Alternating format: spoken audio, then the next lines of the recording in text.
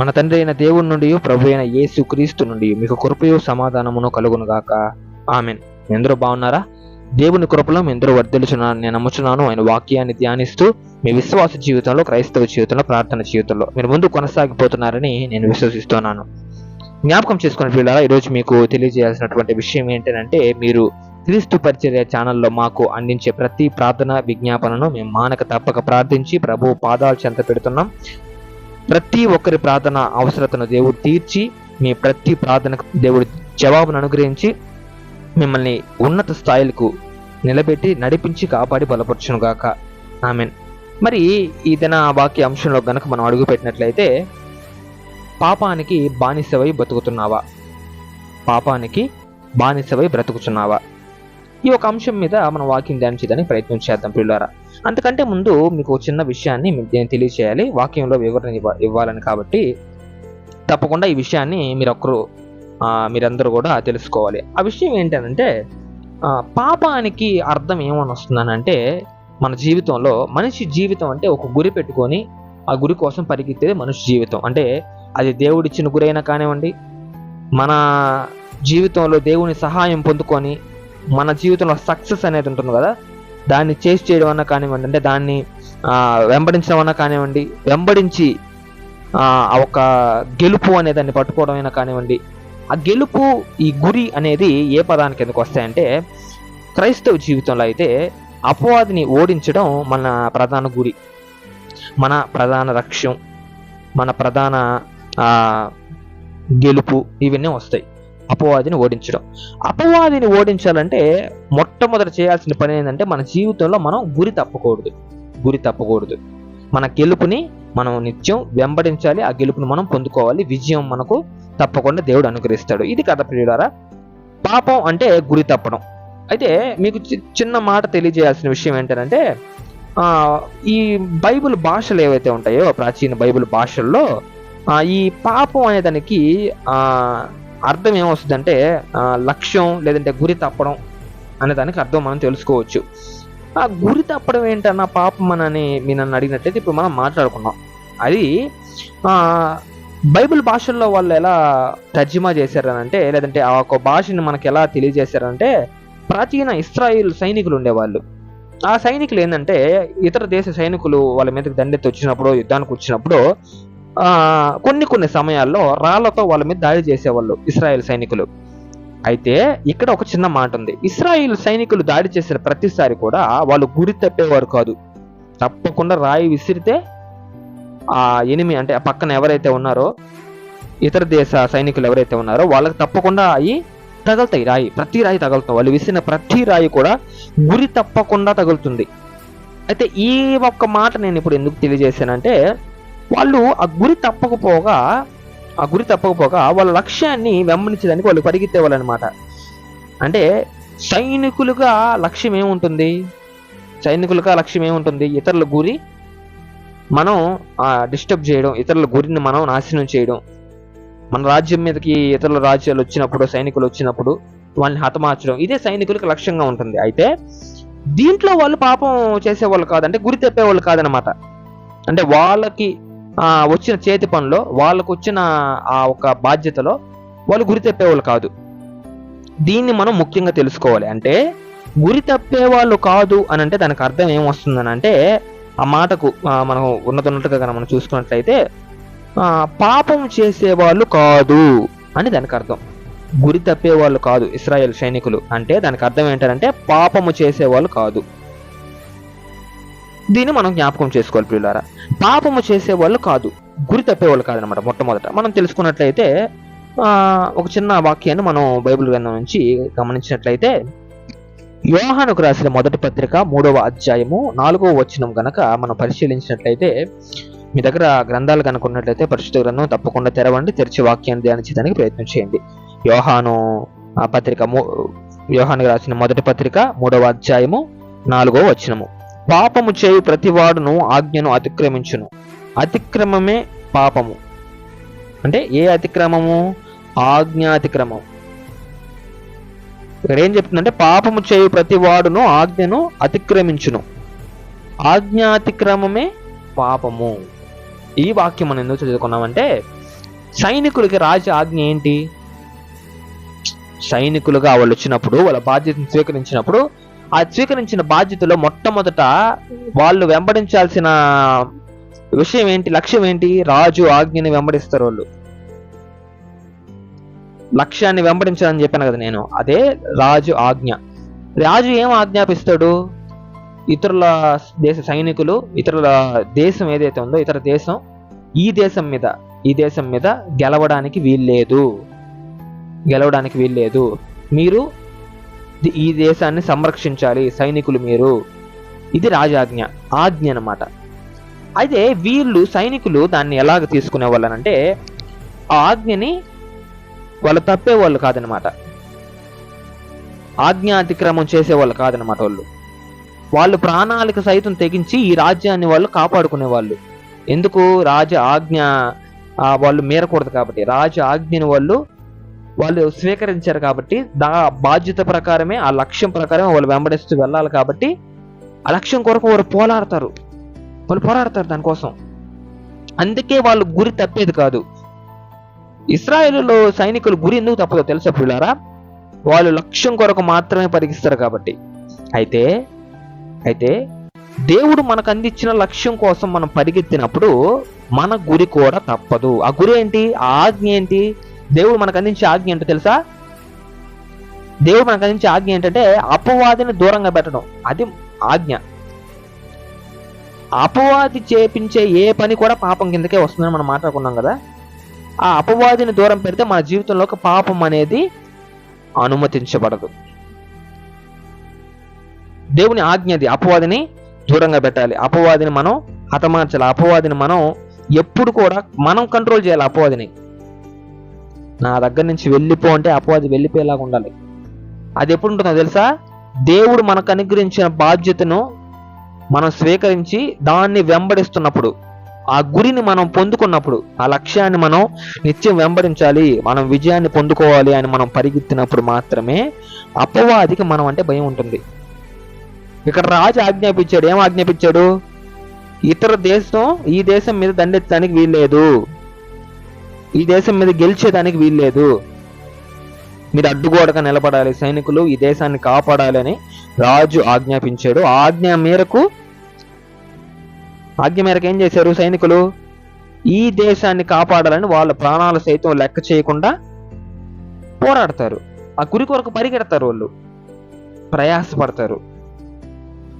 కాబట్టి వాళ్ళు గురి తప్పదు. అక్కడ యుద్ధంలో ఇశ్రాయేల్ సైనికులు గురి ఎందుకు తప్పదు?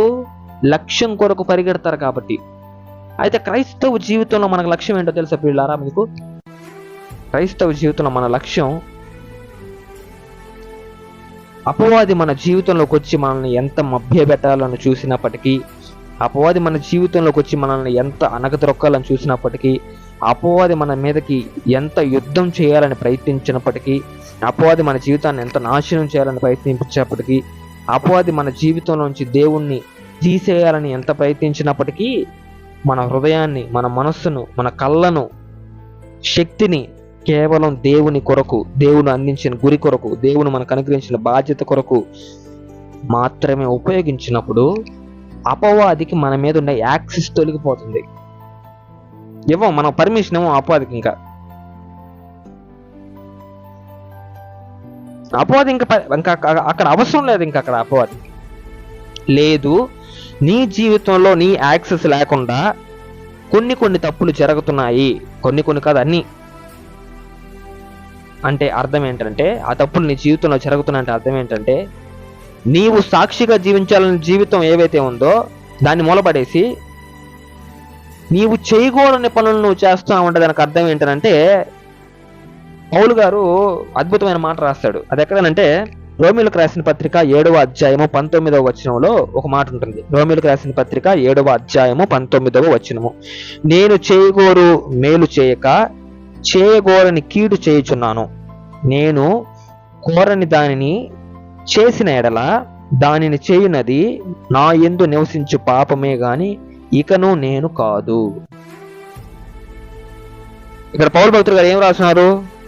నేను దేవుని యందు జీవించాలని ఆశపడుతున్నాను, దేవుడు అనుగ్రహించిన బాధ్యత నిమిత్తం ఆ గురి కొరకు నేను పరిగెత్తాలని ఆశపడుతున్నాను. కానీ ఆ మేలు నేను చెయ్యక పాపము చేస్తున్నానంటే అది నాలో నివసించే అపవాది మాత్రమే జరిగిస్తున్నాడు. అది పాపం అంటే అపవాది జరిగిస్తున్నాడు, కానీ నేను కాదు అని ఇక్కడ చెప్తున్నాడు. అంటే అంటే మన జీవితంలో కొన్నిసార్లు మనం ఏమనుకుంటామంటే, నా చేయి జారిపోయింది, నా జీవితం, నేను అనుకున్న పని ఏది చేయలేకపోతున్నాను, నేను అనుకున్న పని చేయలేకపోగా నేను అనుకోని క్రియలు కార్యాలు నా జీవితంలో జరుగుతున్నాయి అని మనం అనుకున్నప్పుడు దానికి సమాధానం ఇది. దానికి అర్థం ఏంటి? నేను చేయకోరు మేలు చేయక చేయకోరని కీడు చేయుచున్నాను. అంటే మన మీద మన కంట్రోల్ లేదు, యాక్సెస్ లేదనమాట. మన యాక్సెస్ని తీసుకెళ్ళి ఎవరికి ఇచ్చాము? అపవాదికి. మన జీవితం మీద కానివ్వండి, మన శక్తి మీద కానివ్వండి, మనకు యాక్సెస్ ఎప్పుడు పోతుందో తెలుసా పిల్లారా మీకు?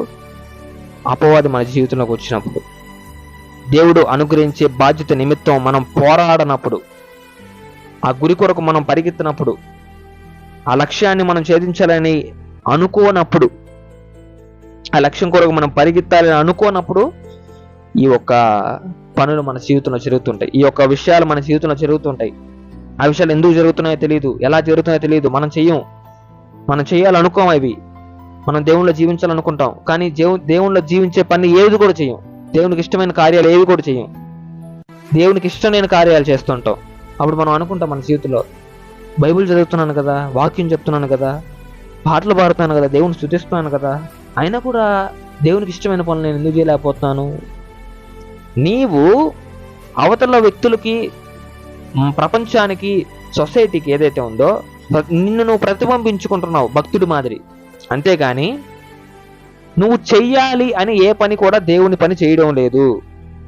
దేవుని కార్యాన్ని నువ్వు పూనుకోవడం లేదు. నిజంగా సత్యం కలిగి దేవుని కార్యాన్ని నువ్వు పూనుకోవడం లేదు. నిజముగా దేవుని కొరకు పరిగెత్తడం లేదు. నిజముగా దేవుని బాధ్యతను నీ జీవితంలో నువ్వు స్వీకరించలేదు.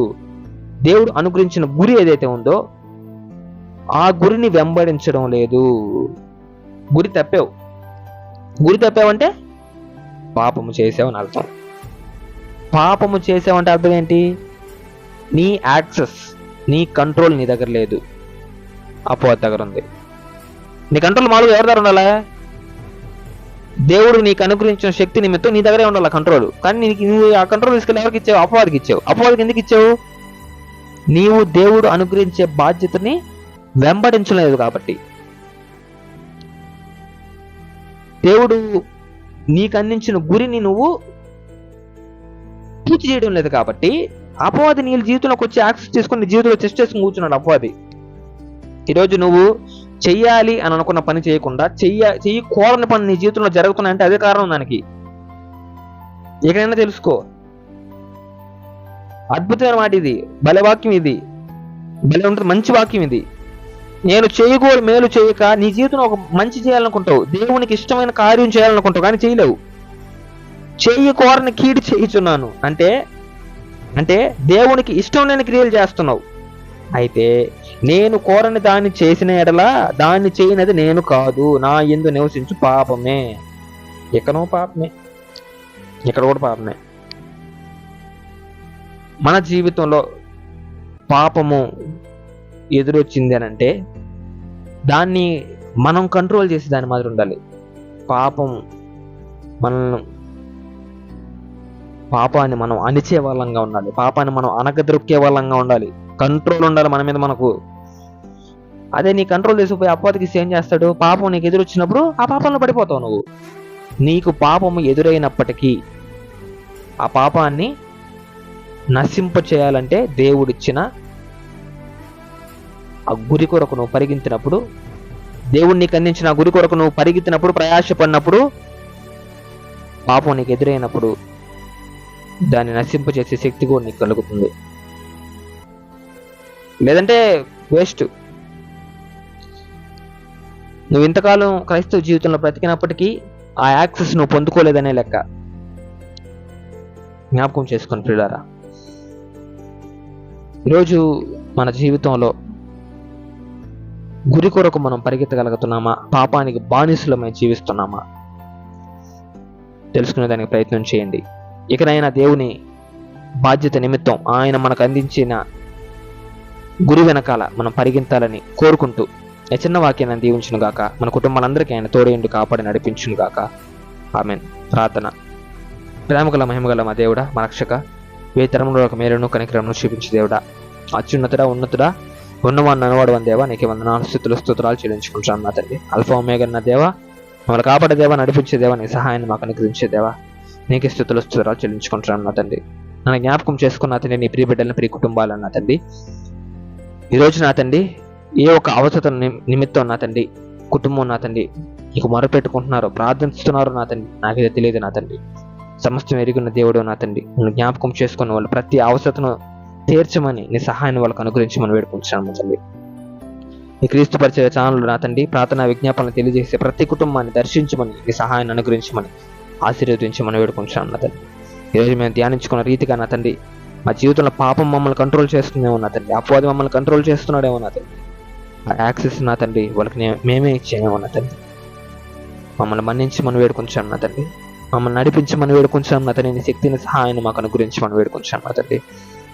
పాపానికి నా తండ్రి బానిసలమై జీవించక నా తండ్రి, నీ దారిలో నా తండ్రి నీవు మాకు అందించిన గురి నిమిత్తం మేము పరిగెత్తే వాళ్ళంగా ఉండేదానికి నీ శక్తిని సహాయాన్ని మాకు దయచేయమని వేడుకుంటూ, మరలా నా తండ్రి నీ రాకడ సమయం కనుక ఆలస్యమైనట్లయితే మేమందరం ఒక దగ్గర చేరి నిన్ను ఆరాధించే భాగ్యాన్ని మా ప్రసాదం చేయమని వేడుకుంటూ మన ప్రభువైన యేసుక్రీస్తు వారి చిన్నతమైన నామములో అడిగి వేడుకొని పొందుకుంటున్నాం మా తండ్రి. Amen. Praise the Lord. May God bless you all.